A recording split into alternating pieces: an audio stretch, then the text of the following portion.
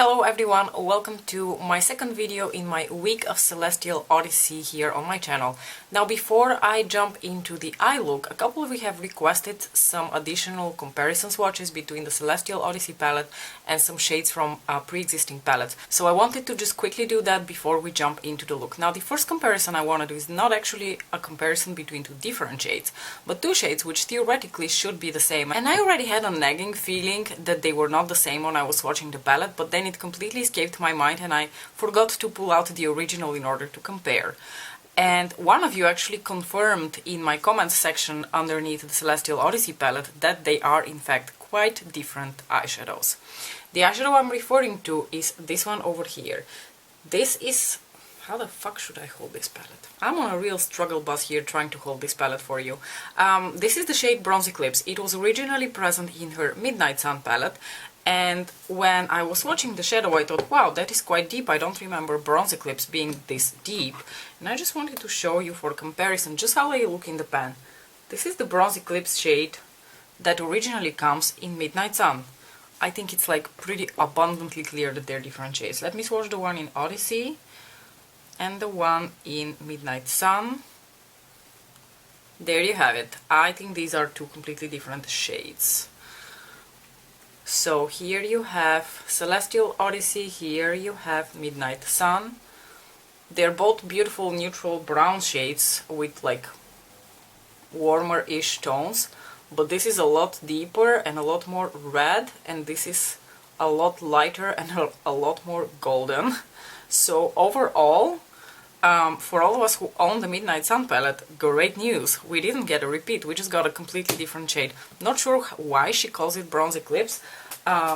Maybe I'm drunk and I'm completely mixing up the palettes, but I believe Bronze Eclipse was part of this eyeshadow palette, correct? Yeah, it is Bronze Eclipse. It says so in the palette itself.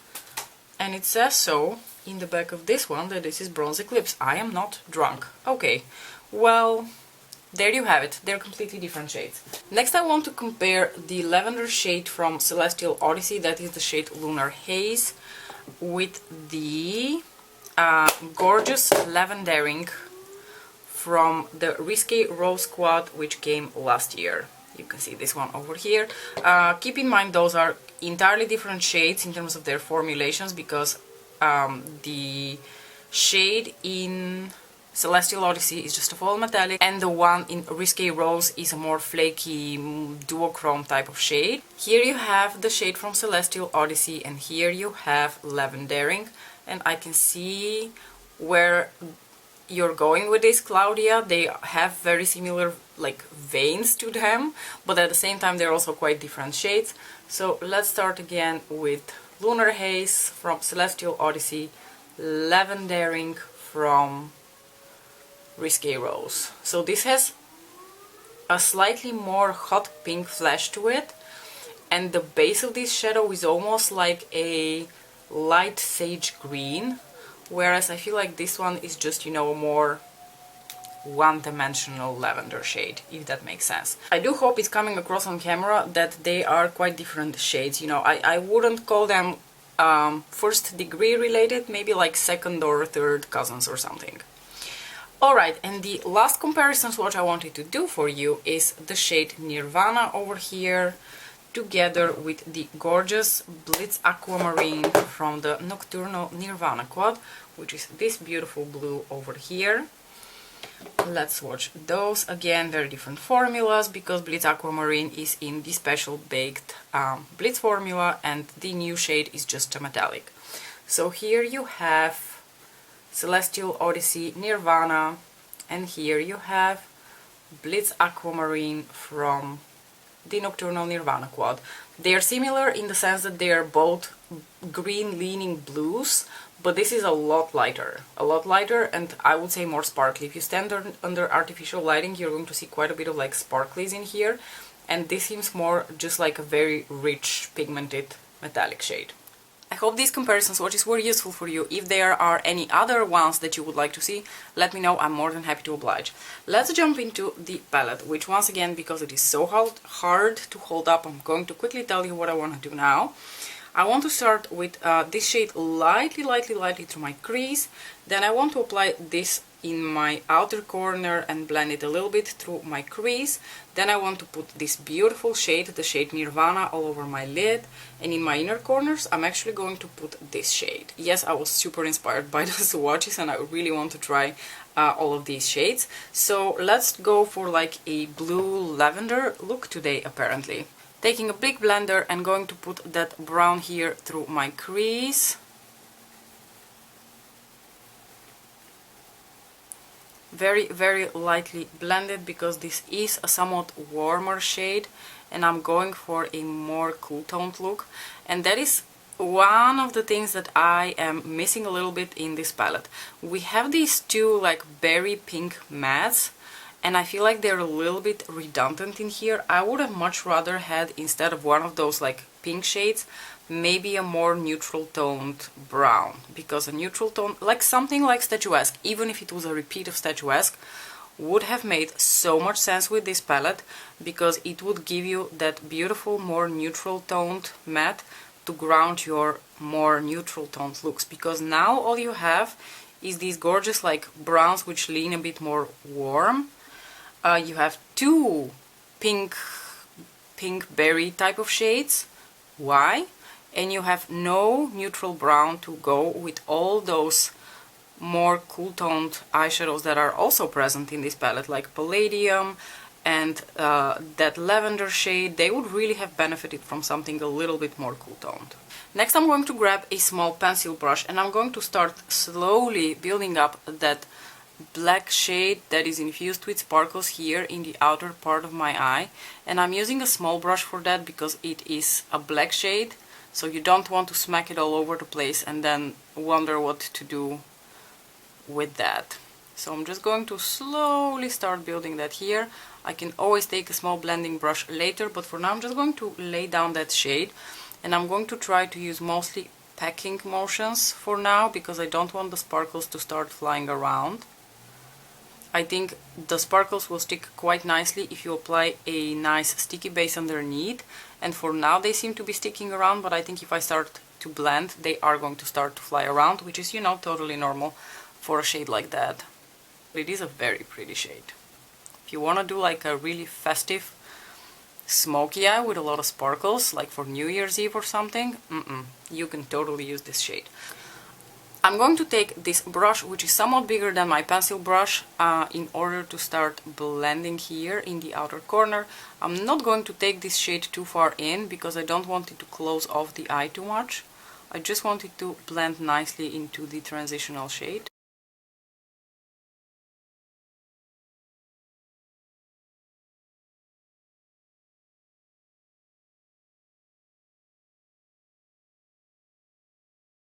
Now I'm going to take Intensifies and I'm basically going to apply it all over the lid and a little bit also in that outer corner, because I want to make sure that some of those sparkles on the black shade are going to stick because they're so pretty. So I'm going to put a little bit of that sticky base also in the outer corner. And now, without wasting any time, I'm just going to take the black and reapply it right here over the sticky base to intensify it. And overall I'm not really getting much fallout. I have a little bit of fallout over here, which I can whisk off later, but overall it's really not too bad for a shade like this. I'm going to now use my finger to apply the shade Nirvana all over the lid.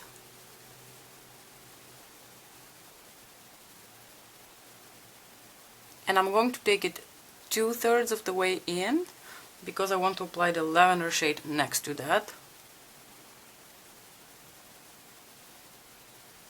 I'm going to blend here in my crease a little bit, because, you know, my finger can only be this effective in applying eyeshadows in a blended manner, and also I took it a bit too far up here, but that's okay. And now, again using my finger, I'm just going to go into the shade Lunar Haze, and I'm going to stick that right here into my inner corner.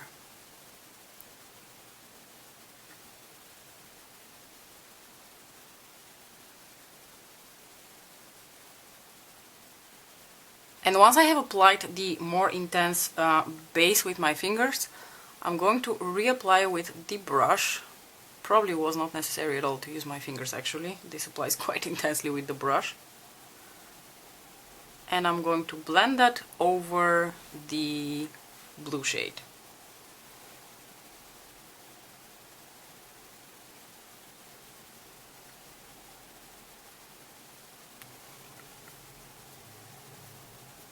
Okay, that fallout was flicked away. Lower lash line. Am I going to do something crazy on my lower lash line? You know what? For my lower lash line, I am going to go with the sparkly shade again, just here to connect with the outer corner. But then on the rest of my lower lash line, I'm actually going to pop Palladium, because I think it's going to play really nicely with the tones, because it's a more cool tone shade.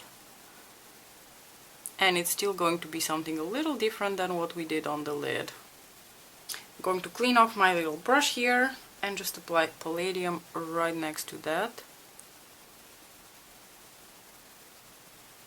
I don't use a black pencil very often, but I am going to take the Permagel in Extreme Black from Pat McGrath Labs, and I'm going to actually apply that in my waterline. I think for the first time since I have that pencil, which I bought like 6 months ago. That is how often I wear black pencil, but like we went for like a super dramatic look, so you know, if we're gonna play the game, we need to commit to it.